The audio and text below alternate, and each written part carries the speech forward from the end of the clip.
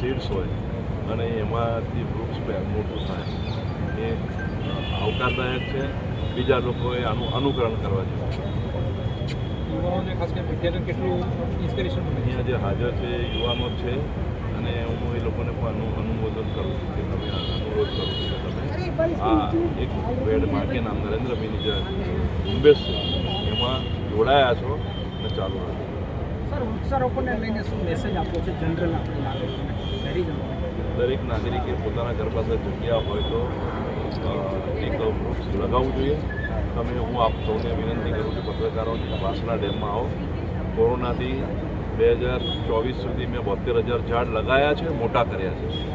55,000 ઝાડ ગયા વર્ષે કોર્પોરેશને લગાવ્યા છે અને અત્યારે કોર્પોરેશને એનો રખાપો સાથેનો એટલે મોટા કરવા સાથે 2 વર્ષનો કોન્ટ્રાક્ટ આપ્યો છે અને એ પણ ઝાડ અત્યારે 1 વર્ષમાં ખૂબ સરસ થઈ ગયા છે.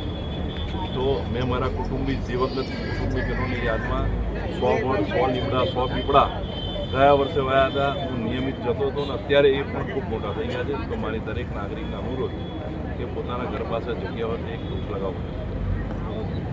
ઇન્ટેલિજન્સ સોલ્યુશન અને અમદાવાદ મ્યુનિસિપલ કોર્પોરેશન દ્વારા આયોજિત એક છોડ એક પેન અભિયાનના આ ખાસ કાર્યક્રમમાં ઉપસ્થિત તમામ આદરણીય મહેમાનો, અધિકારીઓ, ગ્રીન એમ્બેસેડર્સ, ઇન્ફ્લુએન્સર્સ, મીડિયા મિત્રો, આપ સૌનું દિલથી સ્વાગત છે. આજે આપણે ફક્ત એક કાર્યક્રમ માટે ભેગા નથી થયા. આજે આપણે એક એવા વિચાર સાથે ભેગા થયા છીએ જે પ્રકૃતિ અને સ્કિલ બંને સાથે જોડાયેલા છે. હા, આપણે રોજ એક પેન યુઝ કરીએ છીએ, પણ સાથે સાથે એક છોડ પણ રોપીએ. આ જ એક એવા વિચાર સાથે અમે આ કેમ્પેઇનની શરૂઆત કરી છે, એક છોડ એક પેન. આ કેમ્પેઇનનું લક્ષ્ય છે 1 લાખ પેન સુધી પહોંચવાનું અને દરેક પેન એક નવી સ્કિલનું પ્રતીક છે. એક પેન એટલે એક સ્કિલ. એટલે એક તરફ એક છોડ પ્રકૃતિ માટે અને બીજી તરફ એક પેન સ્કિલ માટે. એક પેન એક છોડના આ અભિયાનમાં ફિંગરટિપ્સ પરિવાર આપ સૌનું હાર્દિક સ્વાગત કરે છે. હવે આપણે આજના આ ખાસ કાર્યક્રમના ઉપસ્થિત આપના આદરણીય મહેમાનોનું સ્વાગત કરી રહ્યા છે. આપ સૌની ઉપસ્થિતિ આજના એક છોડ એક પેન અભિયાનને વધુ ખાસ બનાવે છે.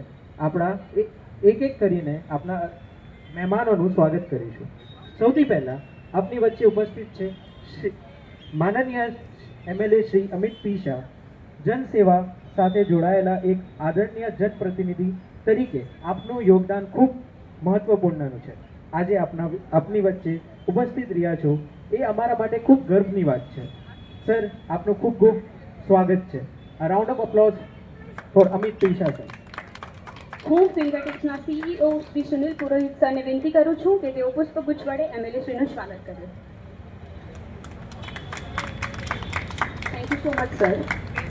પ્રશ્નના નિરાકરણ લાવવામાં એમનો નોંધપાત્ર ફાળો રહ્યો છે. આજે આશાબેન આપણી વચ્ચે ઉપસ્થિત છે. ફિંગરટિપ્સ પરિવાર આપનું દિલથી સ્વાગત કરે છે.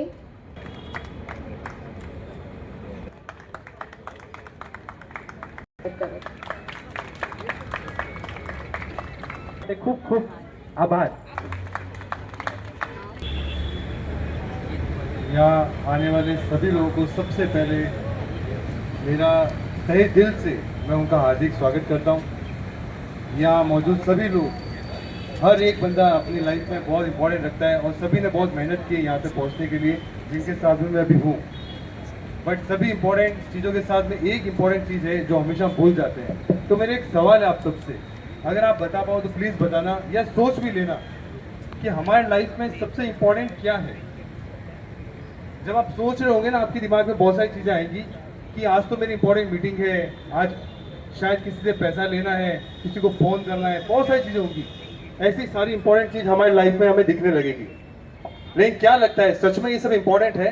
मुझे लगता है हमारी लाइफ में सबसे इंपॉर्टेंट आज की डेट में है हमारा श्वास. क्योंकि मैंने देखा है कई लोग इस श्वास के लिए भी स्ट्रगल करते हैं. और आज हम एक ऐसी सिटी में, अहमदाबाद इस सिटी, जहाँ आजू बाजू आप कहीं पे भी देखोगे ना, वहाँ आपको हरा ही दिखेगा. वो हरा दिख रहा है, उसे बरकरार रखने का सबसे बड़ी जिम्मेवारी हमारी है. उसी जिम्मेवारी के लिए हमने लॉन्च किया है एक छोड़ एक पेन. अगर एक पेन अगर हम किसी भी प्लांट में डालेंगे और वो हमारी श्वास को बेहतर करेगा, मैं सभी युवाओं से और सभी से यही दरखास्त करूंगा कि अगर एक पेन आपके पास में ये है तो प्लीज़ आप एक छोड़ के लिए आगे बढ़ें.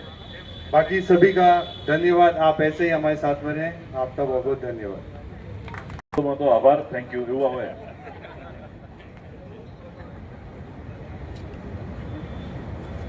કે એક વિચાર આવ્યો, આ પેનમાં સીડ્સ ભરીને ઝાડ નાખો તો એમાં એક વૃક્ષ થાય, અને આવો વિચાર આવવો બી મોટી વાત છે. અને એના માટે આવું સરસ ફંક્શન કર્યું એ બદલ એમને અભિનંદન આપું છું. દેશના વડાપ્રધાન આદરણીય નરેન્દ્રભાઈએ એક પેડ માં કે નામની ઝુંબેશ ઉપાડી છે. ગયા મહિને દેશના સહકારિતા ગૃહમંત્રી આદરણીય અમિતભાઈએ ગાંધીનગર લોકસભામાં એટલે કર્ણાવતી મહાનગરમાં 1,11,00,000 ઝાડનું વૃક્ષારોપણ કર્યું.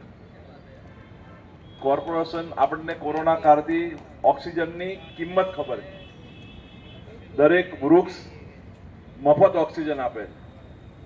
ત્યારે આપણે પર્યાવરણની જાળવણી માટે, આપણી ભવિષ્યની પેઢીના ઉછેર માટે વૃક્ષારોપણ કરવું જરૂર છે.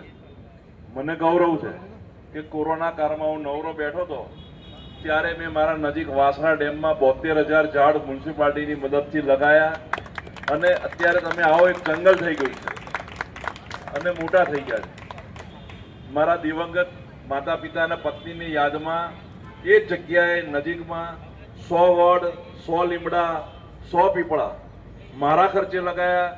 1 વર્ષથી મહેનત કરીને ત્યાં નિયમિત પાણી પાવા માટે માણસ રાખ્યો છે, અને આજે પણ 1 વર્ષના થઈ ગયા છે. કોર્પોરેશનને ગઈ સાલ ત્યાં નીચેના ભાગમાં વૃક્ષારોપણ કરવા અનુરોધ કર્યો હતો. અમદાવાદ મ્યુનિસિપલ કોર્પોરેશને ત્યાં આગળ 55,000 ઝાડ લગાયા છે. કોર્પોરેશને એને 2 વર્ષના ઉછેર માટેની જવાબદારી કોન્ટ્રાક્ટરને સોંપી છે, અને એ ઝાડ પણ 1 વર્ષના થઈ ગયા છે. આપ સૌને મારું આમંત્રણ છે, વાસણા ડેમમાં આવજો અને અમે આ કરેલી કામગીરી જોજો. હું દરેક નાગરિકને અનુરોધ કરું છું કે તમે આ વૃક્ષારોપણનું કામ તમારા ઘરમાં જગ્યા હોય તો છાંયો આપશે. ઉનાળામાં જ્યારે તડકો પડે ત્યારે ગાડી મૂકવા માટે આપણે ઝાડ ઉધીએ છે, પણ ઘર પાસે વૃક્ષ નથી લગાવતા. તો આપ સૌને વિનંતી છે, વૃક્ષારોપણ કરો, વૃક્ષો વાવો, વરસાદ લાવો, વૃક્ષો વાવો, પર્યાવરણ બચાવો. વંદે માતરમ. વૃક્ષો વાવો, વરસાદ લાવો, વૃક્ષો વાવો, પર્યાવરણ બચાવો.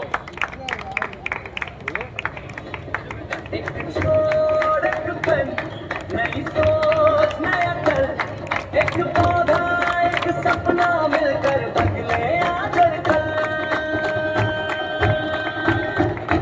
धरती को दे हरियाली, सपनों को दे उड़ान, ज्ञान के साथ बढ़े सभी, बनाए नया हिंदुस्तान। फिकर दिवस के साथ बढ़े, हर कदम कुछ नया करे, सीखे बढ़े आगे चले, अपने कल को बेहतर करे।